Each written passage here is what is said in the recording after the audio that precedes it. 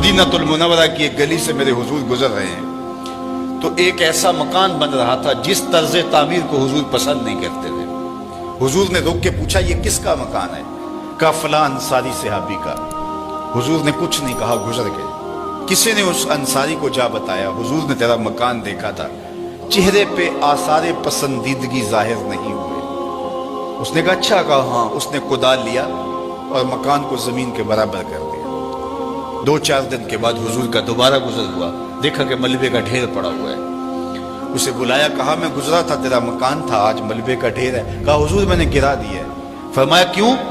अर्ज की, सुना था आपको पसंद नहीं, सुना था आपको पसंद नहीं। मैं और आप देखें हमारा क्या क्या हुजूर को पसंद नहीं। सर से लेकर पांव तक गौर करें, हमारा क्या क्या हुजूर को पसंद नहीं।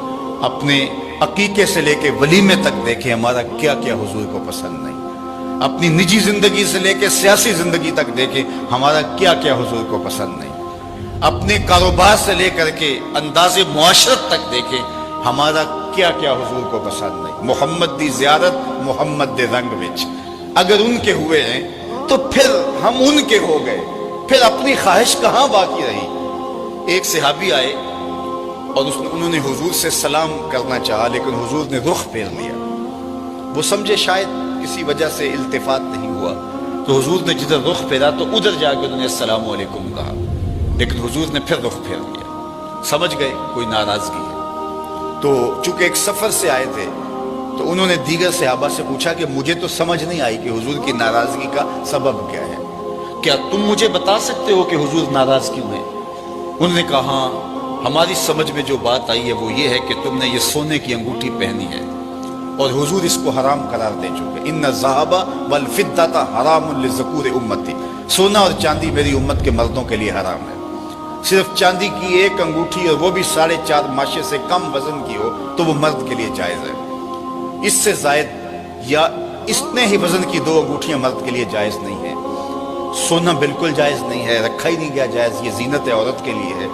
तो तूने ये अंगूठी पहनी और हुजूर इसको जहन्नुम की आग का अंगारा करार दे चुके हैं, गुनाह बेलज्जत है तुम कर रहे हो, तो शायद हुजूर की नाराजगी का सबब ये हो।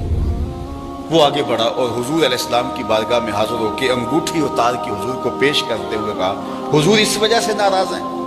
तो आका करीम ने यूं अंगूठी फेंक दी। खैर नाराजगी की वजह खत्म हो गई, मजलिस में बैठ गया, गुफ्तगू चलती रही। जब मजलिस इख्तिताम को पहुंची, लोग वापस पलटे और वो भी वापस जाने लगा, तो किसी ने इशारा दिया, वो सोने की अंगूठी तो उठा लो, तुम तो नहीं पहन सकते, तुम्हारी बीवी तो पहन सकती है, कीमती धात है। तो उस सहाबी ने क्या जवाब दिया वो सुनिए। उसने कहा वल्लाहि ला आखुजुहु वक़द तरहहु रसूलुल्लाह सल्लल्लाहु अलैहि वसल्लम, अल्लाह की कसम मैं इसको कभी भी नहीं उठाऊंगा जिसको मेरे हुजूर ने फेंक दिया है।